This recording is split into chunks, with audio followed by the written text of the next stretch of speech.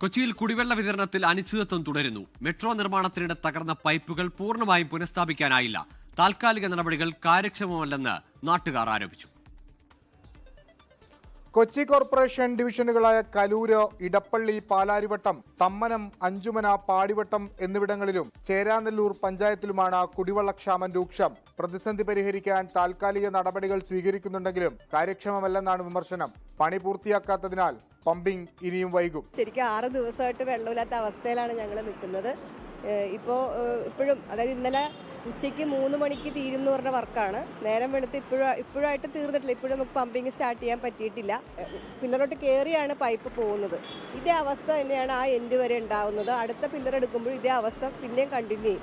കുടിവെള്ള പ്രതിസന്ധി പരിഹരിക്കാൻ ജില്ലാ കളക്ടറുടെ അധ്യക്ഷതയിൽ ഇന്നലെ യോഗം വിളിച്ചിരുന്നു. ജനപ്രതിനിധികളും KMRL പ്രതിനിധികളും പങ്കെടുത്തു. നിലവിൽ KMRLിന്റെ നേതൃത്വത്തിലാണ് വീടുകളിൽ വെള്ളമെത്തിക്കുന്നത്.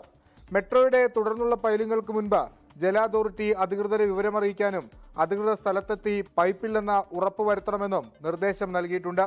24 കൊച്ചി. ലോകത്തെവിടെയായാലും ഏത് സമയത്തും 24 വാർത്തകളും ഓഗ്മെന്റഡ് റിയാലിറ്റി പാക്കേജുകളും എക്സ്പ്ലെയിനറുകളും വിശദമായി കാണാൻ ഞങ്ങളുടെ YouTube ചാനൽ നിങ്ങൾക്ക് സബ്സ്ക്രൈബ് ചെയ്യാം.